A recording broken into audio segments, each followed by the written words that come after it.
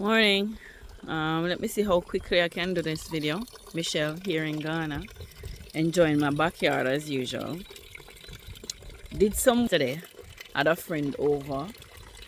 Actually, I got up Saturday morning because this is Sunday morning. I got up with no intention of doing any yard work. But one of the things I had not done in a while, I'm catching some water.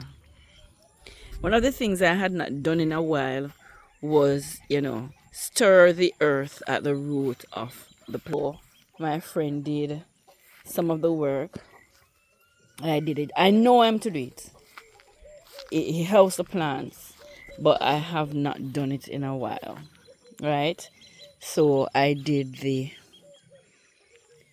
back of the property and even chopped out some of the bush in the corner there because it always gets neglected, you know. But it looks a little better than how it was yesterday. I did a video on this plot for those persons who have been watching my video. Maybe it depends on how closely you have done it. This I remember when I planted it, it seemed as if it wasn't going to survive. The one over in the corner over there as well, but they're flourishing. I know this is too many lime trees in one spot, but I'm noticing everywhere you toss the lime seeds and so on, it seems to catch. Right? So I'm discovering a whole lot of seedlings all over the property. See another 3 here. After I took out the cassava, and I'm not putting them back down here because I want the soursop trees and the plants to have space to start spreading. Right? And I promise myself I'm going to do better in terms of caring them so that they grow. Here, I discovered recently, because here I had 2 potato patches here. And I'm realizing, oh, see some more lime here. This one is way down. Oh, I almost tore it out from, yeah. Here I realized that leaves had some rust colors on it. And the rust signified that there's a kind of fungus that went through certain trauma or whatever. But what was most in this was, when I did the research, was that I started all of my patches, most of them, by using the vines. And the vine becomes unproductive, non-producing after a while, and can lead to the trauma, right? So I realized I had to get good tubers, the potato tubers, and put them and do it the correct way of having them sprout the leaves, and then using the leaves to get the roots in the water and then transplanting them. I'm showing you this for 2 reasons. Persons who have seen my previous videos, and this I'm looking at, I asked my granddaughter to plant, and I told her the distance, and I'm looking at the maize. I'm looking at the maize here, and I'm realizing to plant them too close together. So I may have to, and corn doesn't, correct me if I'm wrong, but I don't think it likes to be transplanted. I discovered I planted these ages ago, months ago, and they just disappeared. Didn't see them at all. And I'm seeing them coming now, so I'm holding out hope that I'll have a patch of ginger here soon. It's very interesting gardening for me, but I am not one of those persons who, I don't know if I should call it a die-hard gardener, but I'm not one of those persons who stick to certain protocols. I'm not one of those persons who are gonna spend a whole lot of time creating raised beds. I believe honestly that yes, you have to put effort into maintaining, sustaining, caring for your plants, whatever it is. But maybe it's a lack of patience. There are some things I just don't do. My what? Greatest effort at a raised bed is right. You know, I block up that square that I had my tomatoes in last year, and I have that little patch there and that little patch there. Um, Sometimes, and no matter how many seeds down, I don't remember what they are by the time I come back and see something coming, and I'm wondering what is this. Very few times I can identify what. I throw seeds certain places, like this spot for. I threw this some seeds in that. This came from it, and I have no idea what it is. Right, and I'm afraid to disturb the root. Then I noticed this. This now is turmeric, and it was in there for a good while. I forgot about it. This now, when I touched the dirt, I saw a large chunk of turmeric, so it was easy to identify that it was turmeric. And this now, things like this now, you toss out to your kitchen and you drop them somewhere and you see them grow. I'm used to. That's what I do most of it. Yeah, I'm back inside my room. I can tell you, guys, that as I say, every time I go outside, you hear my roosters. Every time I go outside, I can expect to be bitten by these flies. And it looks so awful, you know, when you see it. I'm looking for the shea butter kind of soothe the sting. And I try and use it when I come back inside from it. Now, what I want to talk about with regards to what I showed you is the fact that when it comes to yard work, it occupies, if you're serious about your gardening, it occupies, no joke, more than 50% of your time at home. Even if you get up and you tell yourself, say, you're working in the garden Monday to Friday, you can keep to it. And this is not for just persons who are doing it themselves, you know. I'm not talking about those persons who can afford to maintain a worker who comes in and do most of those things, right? I'm just talking about me. That's a way of saving money. That's initially my thoughts. But having been here a year, I'm realizing that it's not so easy to find persons to be in your space, and it's not about comfort too. It's about being able to trust. The ones around me that I can trust, they are not persons who work in gardens or interested in working in gardens. Had a friend have another friend's brother come in, cut the front of my yard recently. That now was a great workout for me, because may I tell you, it's hard to be chopping the grass to keep it low and at the same time be digging around, and it's not easy to dig around in the garden to plant stuff, watch them grow, take care of them, spray them regularly when you have problem with insects. It takes time. And I look at some of the women who pass, and I know personally from personal experience how hard and time consuming this job is. And I look at these ladies, Ghanaian women, who pass me every morning. There are about 3 or 4 different sets of women who pass. They go on the farming, they carrying the load. Some of them, they walk with 2 3 kids. One's usually on their back. And I look at how hard they work.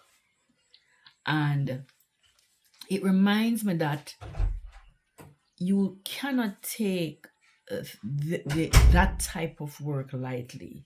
You cannot come here thinking that it's gonna be easy being here any at all. If you are coming here, and that too is very important. Why are you coming here?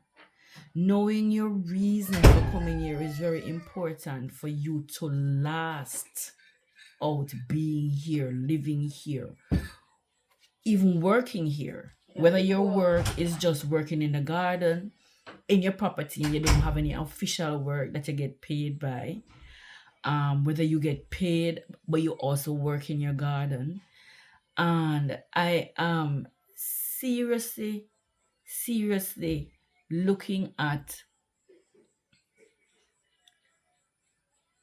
all right, let me state it.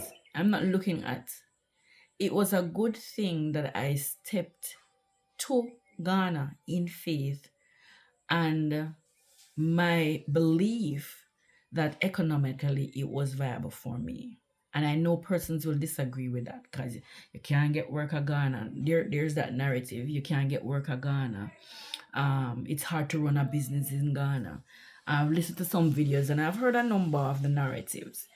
I believe that why you come to Ghana plays a very important part in how well you adjust to being here. I'm a Jamaican girl, run up and down barefoot on my yard. For those persons who are Jamaican, you know what Spanish Town is like. Um, I was born on Manchester Avenue, Manchester Street. Well, I lived in Manchester Street. I think mommy said my born on King Street, home birth. That was how it was done in my time when I was born, home birth. So I've lived on King Street. I've lived on Manchester Street. I've lived on Brunswick Avenue. I've lived in. I've gone through a whole lot of hard growing up. So I am versatile, adaptive, and I am very much aware of either the fruits or non-fruits of hard labor, because sometimes you work hard and it coming like you're not getting anywhere. So I think the message I want to relate with this video in particular is that, like Ghanaian women, I am used to hard work. Ghanaian women are used to hard work. It's their way of life. They'll have men who help them farm. Some of them, they are the farmers in the family. They are the nurturers. They're up and down with the kids. We all know how women carry their kids. I've never seen a man, I'm not saying it doesn't happen, because I knew a guy I met last year who says he has carried his children the way his wife does. But women are the ones who carry the kids around, take them to the farm, whether they have school or not. They are looking after them. So they are nurturing the family. And in some cases, they are the breadwinners, But the work is hard. And if you're coming here, if you're going to Accra and you're going to live the high life like you did where you come from, in your high-rise apartment, you drive out, pull your gate with your control, and you do your restaurants, and you do your order for food to be delivered to your house. That's a different thing. Totally different. I'm talking about those persons who come knowing that we are heading in the direction of, if you're not self-sufficient, you're gonna suffer. That is my opinion. I'm not doing it to debate, but I've seen those persons who are heading here because they want to hide away. That's not a reason to be here. If you're coming here to live a so simple and self-sufficient life, kudos to you. If you're coming here because you're just running from somewhere and you think Africa is gonna be safe, think about why you think it's gonna be safe. Be very clear what you're coming here for, why you're coming here. and think about the steps are going to how you're going to achieve what you're coming here for. I came here because I was led to come here by the Most High. That's first and foremost the most important thing to me. The other things are incidentals. The fact that economically it worked best for me. And it is still working best for me, regardless of what you have seen in my videos, the troubles I've been having with workers, despite all of those things. This is an enjoyment to me. I said it was a reset, and a gentleman in my comments said it was regression. That's fine. Regression is surviving. The sad part is, for those persons who think coming here is an escape from what is going on in the world, please be reminded that we're in the world, and whatever happens out there is going to affect in here.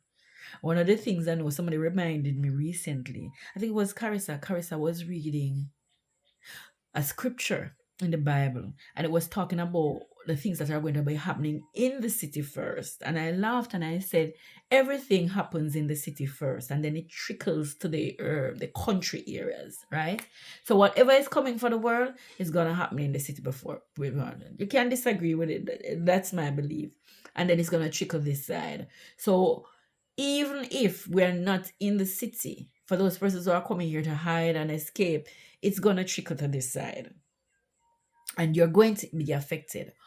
How well you ride out whatever is going to happen depends on how well you prepared your mind and your body to ride it out.